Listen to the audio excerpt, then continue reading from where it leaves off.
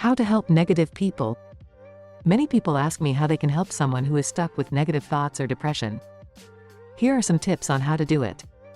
Whatever happens, stay positive. Once, on the way, I went to visit an old acquaintance, but as soon as I saw him, I immediately felt a dark wave rolling over me. I almost instantly regretted stopping. I tried many times to change the subject, but he kept coming back to complaining about what he didn't like about his life, other people, and the world in general. So half an hour passed, I could no longer stand it and I had to leave.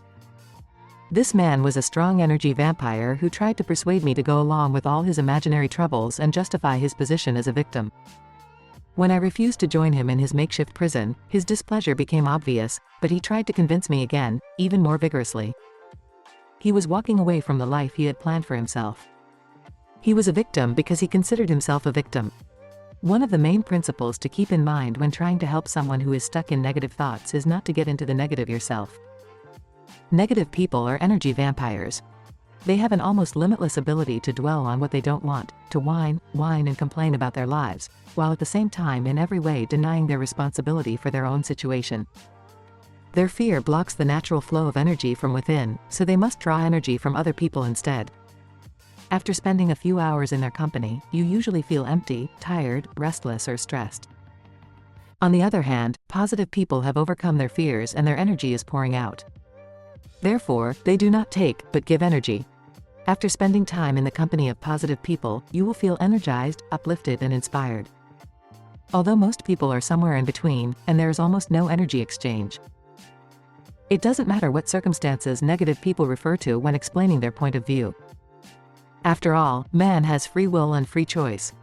No matter how unconscious a person was in deciding to plunge into negativity, it is he who, right now, still has the power to choose a different path. Therefore, if you decide to help such a person, then your main role is to help him make more conscious choices that will most likely give him much more opportunities. How can you help a negative person? When I was a Boy Scout, I really wanted to get a lifeguard badge. Even then I learned that if you want to save a drowning man, then jumping into the water after him is the very last thing that should come to your mind. Instead, you must think through the following steps in sequence: reach, throw, row, dive. First, grab a stick or pole and try to reach the person.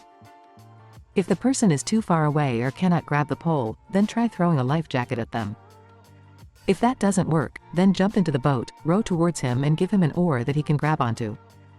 And only as a last resort, you can dive and swim to him yourself to save him, if you know how to do it. Let's see how this approach can be applied to a person stuck in a negative mindset. Reach out. Negative people are a danger not only to themselves, but also to the people around them. Therefore, when trying to help them, it is important to maintain your peace of mind. You will not help a drowning person if you jump into the water, flail your hands and shout with him. However, in trying to help their friends out of depression, some people use this highly ineffective strategy. If you connect to the whining of a negative person, you will only increase his negativity and, in addition, begin to think worse about your own life, even though the drowning person from the thought that he is not drowning alone may temporarily feel better. Negative people can endlessly invite you to plaintive parties. If you receive such an invitation, do not respond. If the person hasn't gone too deep, you can reach out to them and try to lift them into a more positive state. This method is best applied to people who are about the same level as you, especially those who are usually positive or neutral, but under the influence of fear or anxiety temporarily feel lost. Reach out to him with a kind gesture. Do everything you can to cheer him up and bring him back to the positive side. Invite him to a fun social event. Take it with you to dinner and reminisce about some good things together. If he tries to hook you into his negative thoughts, don't. Keep the discussion positive, and gradually pull him ashore. Sometimes, when my wife is already struggling to contain herself, which can happen on certain days of the month, I take her out of her class and give her a 5-minute foot massage. This is usually enough to cool her down, as the massage shifts her focus. Given the choice of focusing on her problems or her feet, she chooses her feet to get the most out of her massage. By the end of the massage, she may not be completely happy, but at least more content. Reaching out to someone in a negative state is an effective way to deal with mild or temporary negativity. Sometimes a kind word and a little friendly attention is all it takes to bring things back to normal. But when this solution is ineffective or not suitable, then we move on to the next. Quit. If the person is further out in the sea of negativity, you may not be able to reach them directly. Perhaps he refuses your attempts to help him. Maybe he denies the existence of a problem, although it is obvious to everyone around him. In such a situation, you can try a more indirect approach. Throw him a life jacket. Ask a mutual friend or family member to intervene. Send the person a book or CD that you think might help them. Write him a card or a letter reminding him that you care about him. You can send a postcard or a letter to a person, even if you live with him. This method often works where verbal discussions easily fail. Be smart or make a joke in time to break his negative pattern and bring him back to the table. For example, record an audio message and discreetly copy it to his MP3 player. If the first throw doesn't work, keep throwing until the person catches on. But if the attempts start to tire you, you can take one last toss and say, "That's it. Either you grab your life jacket or I'll cut the end." Sometimes an ultimatum is the only way to get a person's attention, but don't use it until you've tried every other attempt without success. Many years ago, a friend of my wife's was in a devastating situation. She spiraled down and down, often hurting herself and others. After many attempts to help her, my wife decided to write her a long letter. In this letter, she expressed her feelings about the harmful behavior of this woman, advised the best way she could, and said that as a result of this woman's choice, their friendship should end. My wife understood that she would have to give up this friendship, but she tried to throw one last lifeline in the form of this letter. For many years we did not hear anything about this woman, and then all of a sudden, out of the blue, she contacted my wife again. The woman spoke about the powerful impetus for transformation that my wife's letter gave her. It made her look at herself differently and became the impetus that eventually turned her life around. While her initial reaction to the letter was far from positive, as time went on she became grateful for it.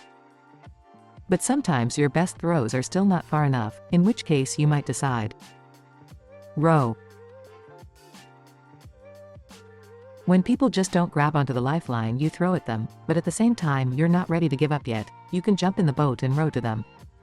This is called an intervention. You are gathering a group of positive people who will reinforce each other and keep the overall energy of the group high. Then you go to visit the negative person and work together to pull him out of the water. Enlighten him about what he is really doing and offer all the collaborative help, resources and support you can muster.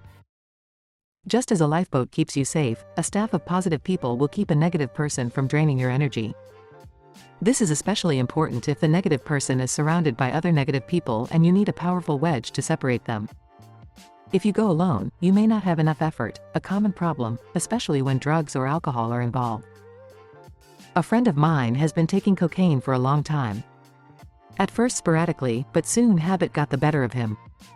Gradually, he went into debt to maintain his addiction. Having exhausted his own funds, he secretly took advantage of his wife's loan and, without her knowledge, rendered her creditworthy. His behavior became manic, his career went downhill and very soon all his deceptions fell upon him at once. He eventually decided to go to rehab, and while he was there, his wife left him and sold most of their property. He hit rock bottom. But then a lifeboat appeared in the form of Alcoholics Anonymous. He began attending meetings daily and found a sponsor. Ah really helped him turn his life around. He quit drugs and alcohol, found a new job, got out of debt, and is now happily engaged. It took him years to fully recover and I know it was very hard for him, but he did it. We are lucky to live in a world full of lifeboats. No matter how dark it is, there is always hope. Many people on this planet are working to help those most in need of help.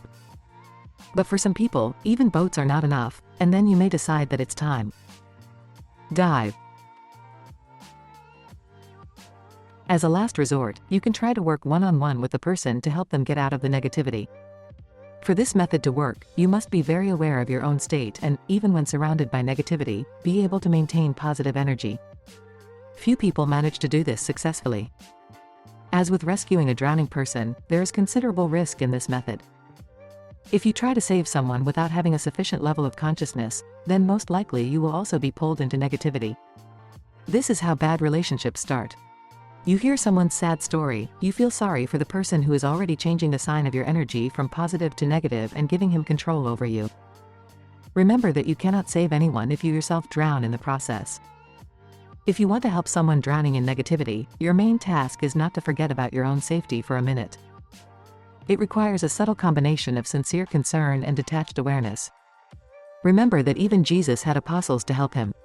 It seems to me that if you surround yourself with 12 friends who will consider you the greatest person since the time of Jesus, then you will be able to successfully cope with the most difficult tasks and at the same time not fall into the pit of despair yourself. If you are able to directly help the most deeply negative people one-on-one, then you have already earned the Consciousness Rescuer badge. If this is your case, then I have nothing special to advise you. I can only say that I respect and admire the work that you do, and I hope that your life will become even more joyful and rewarding. Pray. If all methods have failed and you can no longer help a drowning person by human means, you always have the option of asking for divine help. You can do this through prayer, or by focusing your thoughts on calling to help this person, whichever is more in line with your beliefs and beliefs. The important thing is simply that you focus your thoughts on giving help. Since all people have free will, you will not always be able to help a person who refuses to accept your help. It is important not to focus on any particular outcome and consider all open possibilities, even if that person is very close to you. If you stick too much to achieving a specific result, you will lower your awareness, deplete your energy, and reduce your ability to help. Remember, it is impossible to help the victim by becoming a victim yourself. Sometimes the best thing you can do is lovingly let go of the person and trust that they will be fine. Turn your attention to helping those you are able to help. As a consequence of the work that my wife and I do, we sometimes receive requests for help from people who are very depressed and sometimes contemplate suicide, as well as from their friends and relatives. We cannot help all these people directly, that would require more energy than we can give. But through our articles and audio recordings, as well as our prayers and aspirations, we do everything in our power to make such people remember that we are all connected, we are all safe, and we always have the freedom to choose love over fear, no matter the circumstances. Translation of Steve Pavlin's article, How to Help Negative People, Andrew Jezhara.